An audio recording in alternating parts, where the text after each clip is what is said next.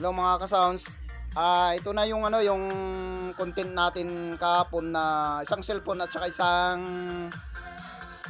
mixer. Lagyan ko na ng amplifier 'yan. Sakura EB739 para marinig po ni Spar ng na nag-chat sa akin, nag-request kung paano daw i-set up daw yung cellphone niya sa mixer. Ayan na dito ka lang dito mo lang i-connect sa channel 1. Kuha ka ng Y na RCA mono jack.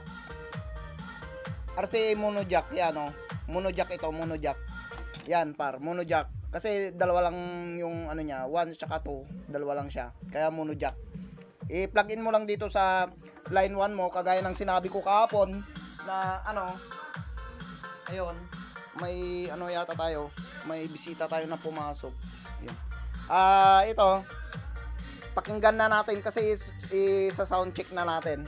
Ito naka-set up na siya yung tinuro ko na kanina sa Facebook account ko yung output din ng main output ng mixer papunta rito sa amplifier. Yan na par, may amplifier na.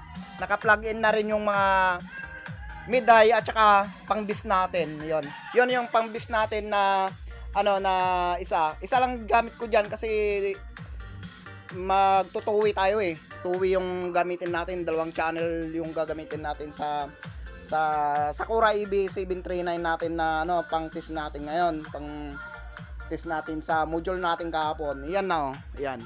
Tapos isa din na mid-high yung ginamit ko ngayon. Isang mid-high din yung ginamit ko ngayon, yan. Yang gilid lang na isa, yang kaliwa. Dalawang tweeter na na driver unit na tweeter, 350 watts. Yung dati pa rin yan mga ka-sounds. Ito na siya, sa sound check na natin para marinig po ni Par.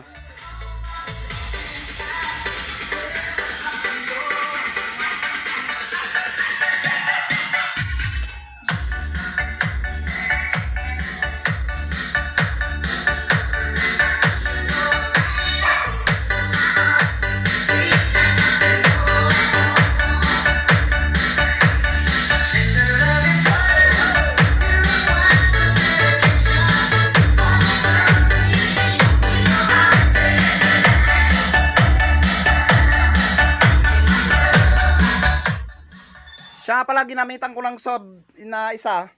Ayan. 500 watts. Isang mid-high din yan po. Ayan.